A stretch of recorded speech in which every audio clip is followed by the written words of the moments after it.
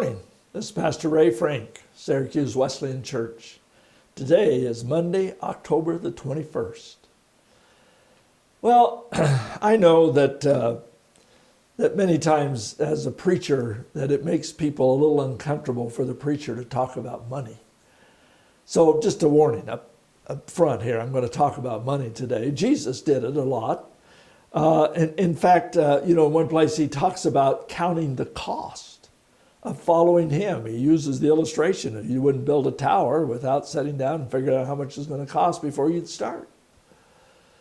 Well, in the Sermon on the Mount, Jesus had this to say about laying up treasure. He said, "Do not store up for yourselves treasures on earth where moths and vermin destroy and where thieves break in and steal, but store up for yourselves treasures in heaven where moths and vermin do not destroy and where thieves do not break in and steal. For where your treasure is, there your heart will be also."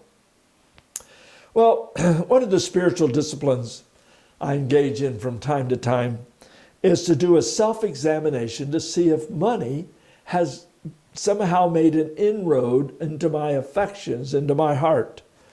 One of the things I do is to look back and review my spending for the last few months and ask myself some hard questions. Here's just a few of the questions.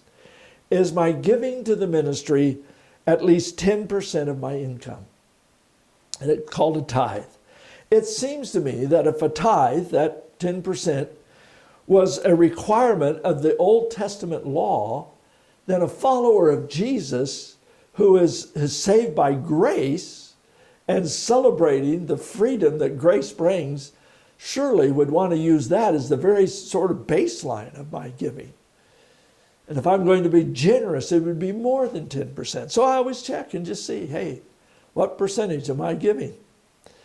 Peter Marshall wrote, "Give according to your income, lest God make your income according to your giving." Another question I ask myself is to compare the amount of money I've spent on luxury items, clothes and eating out. Now I know some clothes are a necessity, but I've got to be honest with you. I have more shirts and socks and things than I really need. Those are luxury items, and that's okay. How much do I spend for eating out and entertainment and use that as a comparison to what I've given to the Lord's work. Now, in my life, I've determined I don't want to spend more on my self-luxury than I do giving to God's work. Well, another question is to ask myself, can I honestly consider myself to be generous? Now, there's a trick to that question. You may think you're far more generous than your spouse does, or your kids, or people that you work with. So it's okay to ask them too, and if they're that kind of relationship with you. And when I say being generous, I'm not talking about just giving money. There's a lot of ways to serve folks and to help people out by giving time and effort. But do I consistently look for people who have needs and am willing to help those needs, whatever they are? You see, I think one of the great joys of being a Christian is that occasionally God gives you the resources, time, strength, finances, to be an answer to somebody's prayer. That's one of the great joys of serving the Lord, is when you get to be an answer to somebody's prayer. Well, how much we give away is a matter of personal conviction. I was a little challenged by something I read from C.S. Lewis this last week.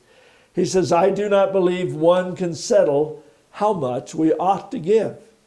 I am afraid the only safe rule is to give more than we can spare." Well, that convicted me. Well, the bottom line is, when I surrender my life to Jesus, I also surrender control of my finances. The safest way for me not to fall into the trap of money getting its hold on me and trapping me is that I consider everything I have not mine, but God. God just places me here as a steward, as someone responsible to take care of his resources.